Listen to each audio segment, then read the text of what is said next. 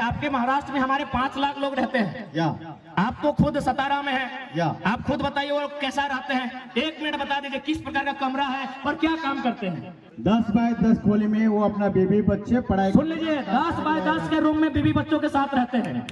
10 bye 10 बुझा वो, यानी 2 आदमी सुतबार घरवा में हटा जी तो 10 बाय 10 के।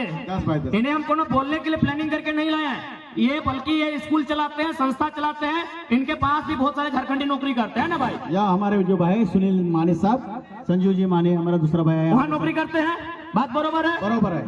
10 बाय 10 के कमरे में, सुन लीजिए, 10 बाय 10 के कमरे में एक मराठी भाई यहाँ खड़ा होकर बोल रहे हैं, आज 50,000 की भीड़ में बोल रहे हैं कि जो झारखंडी वहाँ रहते हैं 10 बाय 10 के कमरे में, उसी कमरे में पत्नी भी रहती है। हाँ, पत्नी भी रहती है, बच्चे भी रहते हैं, सगे वाले भी रहते हैं, सगे वाले भी रहते हैं, वाले आएगा नहीं वो भी उधर रहता है। 10 बाय 10 के कमरे में पूरा परिवार रहता है।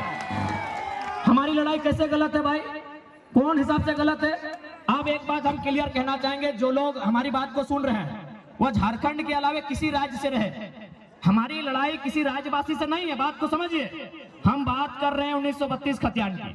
अब सवाल है कि 1932 का खतियान का मतलब ये थोड़ी है कि जो लोग खतियानधारी नहीं है राज्य से चले जाए, ऐसा किसने कहा आपको? बिल्कुल नहीं। पहले समझिए कि खतियान का इस्तेमाल कहाँ होगा, खतियान का इस्तेमाल कहाँ होगा, उसका उपयोग कहाँ होगा ना। हम लोग मांग कर रहे हैं कि खतियान के आधार पर इस झारखंड की स्थानीय नीति बने, क्योंकि सभी झारखंडी नहीं होंगे, 140 करोड़ लोग झारखंडी नहीं होंगे। बात को समझिए, जितने भी गैर झारखंड के लोग यहाँ रहते हैं और अपने राज्य में भी, यानी दोनों राज्य में रहते हैं, बात को समझिए।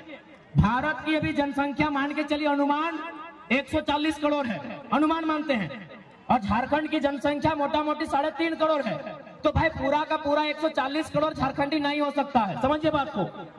140 करोड़ जो भारत की जनसंख्या है वो सबके सब झारखंडी नहीं हो सकते हैं। तो झारखंडी कौन है? तो जो झारखंड के भूभाग में रहते हैं। तो हमारे खतियान आधारित नीति का मतलब है कि इस राज्य के जो मूलवासी हैं, इस राज्य के बाहर जिनका सरकारी नौकरी के अलावे किसी सरकारी दस्तावेज में कोई नाम नहीं है, क्योंकि बहुत कोई रेलवे का नौकरी करते हैं, कोई इलाहाबाद में है, कोई कानपुर में है, कोई कर सेंट्रल नौकरी कोई कहीं कर सकता है, तो वहां सरकारी नौकरी में उसका नाम हो सकता है, लेकिन उसके अलावे उसका नाम किसी दस्तावेज में नहीं है।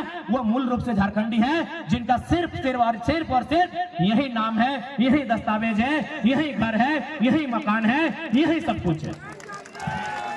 अब सवाल है कि खतियान के आधार पर एक स्थानीय नीति बनेगी, उस स्थानीय नीति को लागू किया जाएगा जो झारखंड की वैकेंसी होगी।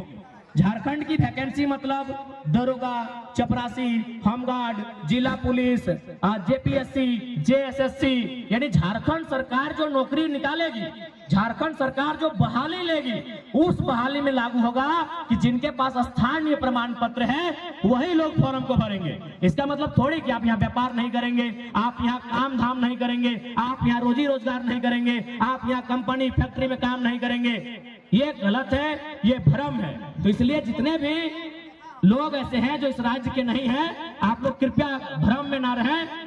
हमारा मांग क्या है, हमारा आंदोलन क्या है, उसकी असलियत को समझने का काम करें। और मैं बिल्कुल कहता हूं, जो लोग ईमानदारी से, जो लोग निष्ठापूर्वक इस विषय को समझते हैं, वो कर है हमारे साथ खड़े हैं।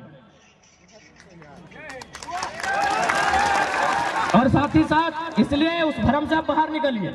बाकी हमारा डिमांड क्या है? निजी क्षेत्र में 75%।